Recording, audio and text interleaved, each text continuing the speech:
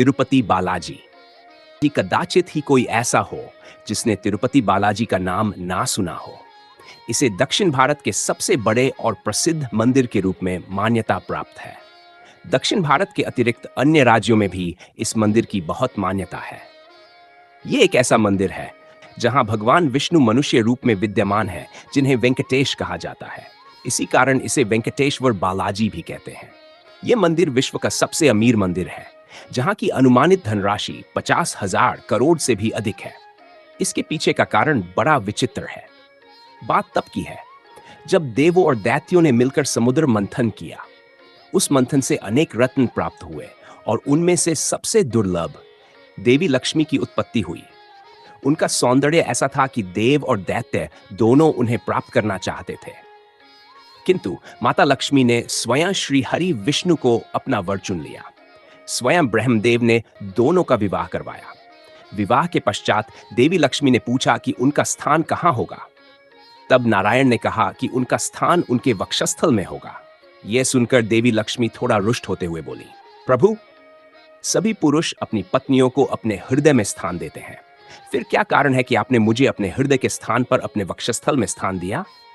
तब श्रीहरि हंसते हुए बोले, देवी, जिस प्रकार भगवान शिव के हृदय में सदैव मेरा ही ध्यान रहता है, उसी प्रकार मेरे हृदय में भी महादेव का स्थायी निवास है। यही कारण है कि मैंने आपको अपने वक्षस्थल में स्थान दिया है। कुछ काल के बाद सप्तर्षियों द्वारा एक महान यज्ञ किया गया और उसका पुण्यफल सबसे पहले किसे दिया जाए, इस विषय में शंका उत्पन्न हो गई। तब सप्तर्षियों ने निर्णय लिया कि त्रिदेवों में जो त्रिगुणातीत अर्थात सत, तम एवं रजगुण से परे हो, उन्हें ही सबसे पहले यज्ञ का भाव प्रदान किया जाए। लेकिन त्रिदेवों की परीक्षा कौन ले? तब महर्षि अंगिरा ने ब्रह्मा जी के पुत्र महर्षि भृगु को मनाया। तब महर्षि भृगु ने त्रिदेवों की परीक्षा ली। उन्होंने पहले ब्रह्मदेव और फिर महादेव की परीक्षा ली। अंत में भगवान विष्णु की परीक्षा लेने के लिए उन्होंने श्रीहरि के वक्ष पर पाद प्रहार किया। इस पर भगवान विष्णु ने उनके चरण पकड़ लिए और पूछा, हे महर्षि, वज्र के समान कठोर मेरे वक्ष पर प्रहार करने के कारण आपको चोट तो नहीं आई? तब उनकी इस विनम्रता से प्रसन्न होकर महर्षि भृगु ने उन्हें त्रिगुणातीत माना और उन्हें ही यज्ञ के पुण्य का प्रथम अधिकारी माना। परीक्षा के बाद महर्षि भृगु तो चले गए, किंतु इससे देवी लक्ष्मी बड़ी रुष्ट हुई। प्रभु का वक्षस्थल तो माता लक्ष्मी का निवास स्थान था, फिर भृगु ऋषि ने उस पर पाद प्रहार करने का कैसे साहस किया? किंतु उससे भी अधिक उन्हें भगवान विष्णु पर क्रोध आया कि उन्होंने महर्षि भृगु को दंड देने के स्थान पर उनके चरण पकड़ लिए। उन्हें लगा कि भगवान विष्णु को उनसे प्रेम नहीं है और उसी क्रोध में वे उन्हें त्याग कर चली गई। जब देवी लक्ष्मी श्रीहरि को छोड़कर चली गई तो भगवान विष्णु व्याकुल होकर उन्हें त्रिलोक में ढूंढने लगे। उधर देवी लक्ष्मी ने पद्मावती के नाम से पृथ्वी लोक में जन्म लिया। जब श्रीहरि को इस बात का पता चला तो उन्होंने भी पृथ्वी पर श्रीनिवास के नाम से जन्म लिया। युवा होने पर एक बार श्रीनिवास घूमते हुए वेंकटचल पर्वत क्षेत्र में बकुलामाई के आश्रम में पहुंचे। बकुलामाई ने उनकी बड़ी आभगत की और उन्हें आश्रम में ही रहने को कहा। एक दिन जंगल में एक मदमस्त हाथी आ गया, जिससे डरकर आश्रमवासी इधर उधर भागने लगे। जब श्रीनिवास ने यह देखा तो उन्होंने धनुष बाण लेकर उसका पीछा किया। अपने शौर्य से उन्होंने हाथी को परास्त कर दिया और वह हाथी भागकर घने जंगल में अदृश्य हो गया। श्रीनिवास भी उसके पीछे जंगल में चले गए। बहुत देर तक उस हाथी को खोजने के बाद श्रीनिवास थक गए और एक सरोवर के किनारे लेट गए। थकावट के कारण उन्हें नींद आ गई। अचानक कुछ शोर से उनकी नींद खुली। उन्होंने देखा कि कई सुंदर स्त्रियां उन्हें घेर कर खड़ी थीं। श्रीनिवास ने उनसे पूछा कि यह कौन सा स्थान है। तब उन्होंने बताया कि यह उपवन उनकी राजकुमारी पद्मावती का है और यहां पुरुषों का आना वर्जित है। आप किस प्रकार यहां आ गए? तब श्रीनिवास ने उन्हें सारी घटनाएं बताई और कहा कि वे उनकी राजकुमारी सेक्ष्मा प्रार्थना करना चाहते हैं। तब उन स्त्रियों ने अपनी राजकुमारी पद्मावती को इसकी सूचना दी। जब श्रीनिवास ने पद्मावती को देखा तो देखते ही रह गए, किंतु उन्होंने अपने आप को संयत किया और राजकुमारी पद्मावती सेक्ष्मा याचना कर वापस आश्रम लौट आए। किंतु वहां आने के बाद भी वे पद्मावती को भूल नहीं पाए और उनके विरह में उदास रहने लगे। जब बकुलामाई ने उनकी हैशा देखी तो बड़े प्यार से उनकी उदासी के बारे में पूछा। तब उन्होंने पद्मावती के बारे में सारी बात बताई। उन्होंने कहा कि लगता है कि उन्हें पद्मावती से प्रेम हो गया है और वे उसके बिना जीवित नहीं रह सकते। तब बकुलामाई ने कहा कि उन्हें ऐसा दुस्साहस नहीं करना चाहिए। वह पद्मावती प्रतापी चोल नरेश आकाशराज की कन्या है और तुम आश्रम में पलने वाले एक कुल गोत्रहीन युवक। तुम दोनों के बीच पृथ्वी और आकाश का अंतर है। तब श्रीनिवास ने कहा, अगर तुम मेरी सहायता करो तो हम दोनों का मिलन अवश्य हो सकता है। बकुलामाई, जो श्रीनिवास को अपना पुत्र मानती थी, वह उसका दुख देखना की और उन्होंने श्रीनिवास को उसकी सहायता का वचन दिया। श्रीनिवास एक स्त्री का वेश बनाकर पद्मावती के पिता राजा आकाश की राजधानी नारायणपुर पहुंचे। उन्होंने उन्हें बताया कि वह एक पहुंची हुई ज्योतिषी हैं।